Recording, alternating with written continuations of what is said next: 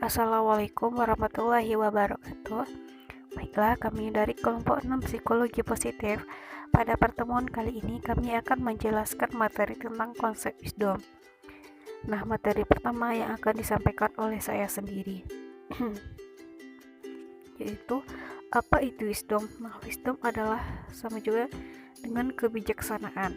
Beberapa ahli menyebutkan bahwa wisdom adalah sebuah penilaian yang baik dari perilaku yang ada. Penilaian yang dimaksud adalah mempertimbangkan secara menyeluruh terkait sejumlah aspek pada situasi tertentu ketika individu menghadapi masalah. Individu akan mempertimbangkan kelebihan dan kekurangan dirinya, bagaimana pembawaan dan emosinya, sekaligus kesehatan dan kemampuan fisiknya ketika mengambil sebuah keputusan, serta mempertimbangkan situasi sosial dan budaya. Konsensus wisdom itu beraneka segi, multidimensi, konsepsional, dan berbagai aspek dimensi yang memperkuat satu sama lain. Sifat yang beraneka segi cenderung menimbulkan konnotations atau tergantung pada orientasi filosofis dan teoritis dari peneliti. Di sini, konsep wisdom juga membahas realitas kearifan dari sudut pandang psikologi dan perkembangan. Yang dimaksud dengan kearifan dari sudut pandang psikologi dapat dibedakan dalam 4 model. Yang pertama, kearifan dipahami sebagai kompetensi atau karakteristik kepribadian. Dari sudut pandang ini, kearifan dipahami sebagai kemampuan yang memungkinkan seseorang untuk memahami kodrat manusia secara utuh. Dari sudut pandang karakteristik kepribadian, kearifan dipahami sebagai karakteristik kepribadian yang konstitusi oleh dimensi kognitif, reflektif, dan afektif seseorang. Yang kedua, kearifan dipahami sebagai hasil positif, baik sebagai kondisi akhir maupun sebagai kapasitas-kapasitas tertentu yang muncul setelah struktur kognitif yang lebih tinggi dicapai. Dari perkembangan kodrat manusia, dari sudut pandang ini, kearifan dipahami muncul dari keberhasilan seseorang dalam mengatasi krisis-krisis psikososial yang dialami dalam setiap tahap perkembangannya. Di samping itu, kearifan juga dipahami muncul dari masalah-masalah yang dihadapi oleh seseorang dengan melibatkan berbagai sudut pandang. Yang ketiga, kearifan dipahami sebagai sebuah sistem pengetahuan. Nah, dari sudut pandang ini, kearifan dipahami sebagai sistem pengetahuan tentang arti dan aturan hidup. Konsep tersebut dikonkretkan dalam bentuk sistem ekspertis yang kompleks dan dinamis dalam pragmatisme hidup yang fundamental. Dan yang keempat, kearifan dipahami sebagai sebuah proses hidup. Nah, dari sudut pandang ini, kearifan dipahami sebagai penerapan pengetahuan, baik yang implisit maupun eksplisit, dengan menyeimbangkan antara tujuan, respon, dan kepentingan yang dimediasi oleh sistem nilai demi tercapainya kebaikan bersama. Nah, sekian dari materi saya. Selanjutnya akan disampaikan oleh Kak Mela Fahira. Kepada Kak Mela dipersilakan. Warahmatullahi wabarakatuh. Saya Mela Fahira akan menjelaskan tentang komponen atau dimensi wisdom.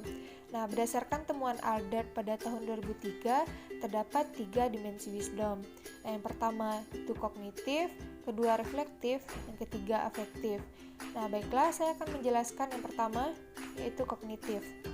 Aspek kognitif merupakan kemampuan seseorang dalam memahami hidup dan bagaimana seseorang tersebut memaknai sebuah kejadian secara mendalam yang berkaitan dengan intrapersonal dan interpersonal. Jadi pada aspek kognitif ini di mana seseorang memahami arti dan makna yang berkaitan dengan kejadian atau peristiwa di dalam hidupnya yang membutuhkan kemampuan pengetahuan dan proses penerimaan. Selanjutnya, aspek yang kedua yaitu reflektif, merupakan kemampuan seseorang dalam melihat berbagai pengalaman hidup dan memahaminya dengan kesadaran diri tanpa adanya subjektivitas, proyeksi, dan keegoisan. Jadi, pada aspek reflektif ini merupakan persepsi terhadap suatu fenomena atau kejadian yang dialami seseorang dari berbagai perspektif, namun menghindari penilaian subjektif.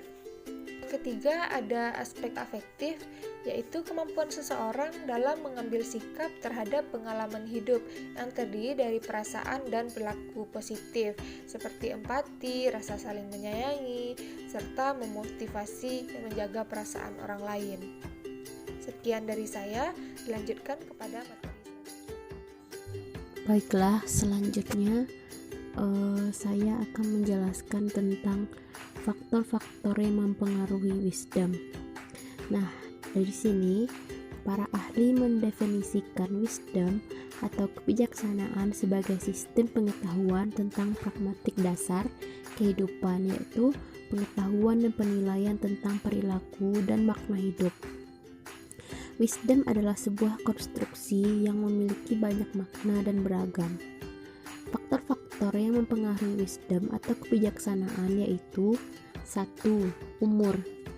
Umur dimaksudkan untuk mengidentifikasi pengetahuan dan mempertimbangkan banyak tema dan konteks kehidupan seperti pendidikan, keluarga, pekerjaan, teman, waktu luang, kepentingan umum, masyarakat, dan lain-lainnya. Keterikatan dan variasi budaya, dan menggabungkan perspektif temporal seumur hidup, yaitu di masa lalu maupun masa sekarang. Yang kedua, relativisme, nilai dan prioritas hidup, yaitu pengakuan dan toleransi terhadap perbedaan nilai dan prioritas hidup yang berhubungan dengan nilai. Nah, hal ini mencakup perhatian eksplisit dengan topik kebajikan dan kebaikan secara eksklusif, mempertimbangkan kebaikan pribadi sendiri. Yang ketiga, pengakuan dan pengelolaan ketidakpastian. Nah, hal ini didasarkan pada yang pertama, validitas pemrosesan informasi manusia itu sendiri pada dasarnya terbatas atau dibatasi. Yang kedua, individu hanya memiliki akses untuk memilih bagian dari kenyataan. Yang ketiga, masa depan tidak dapat diketahui sepenuhnya. Penelitian-penelitian yang terkait dengan wisdom, yang pertama itu penelitian yang dilakukan oleh Smita dan Aisyah dengan judul peran kearifan atau wisdom terhadap kecemasan menghadapi kematian pada lansia. Penelitian ini melibatkan subjek penelitian berjumlah 130 orang dengan rentang usia 60 sampai 85 tahun.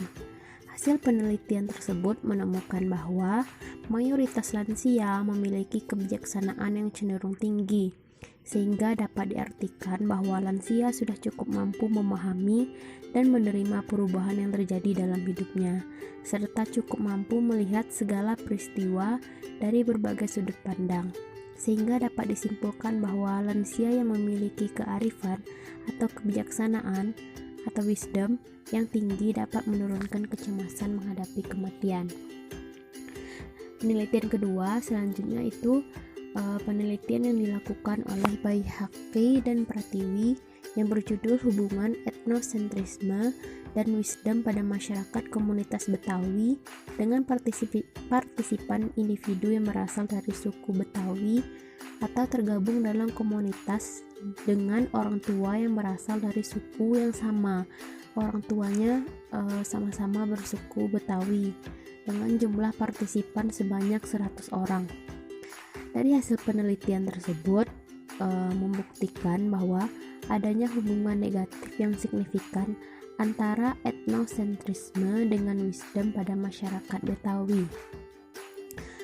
Menurut Periantalo 2016 mengatakan bahwa semakin tinggi tingkat etnosentrisme masyarakat komunitas Betawi, maka terdapat kemungkinan rendahnya tingkat wisdom yang dimiliki.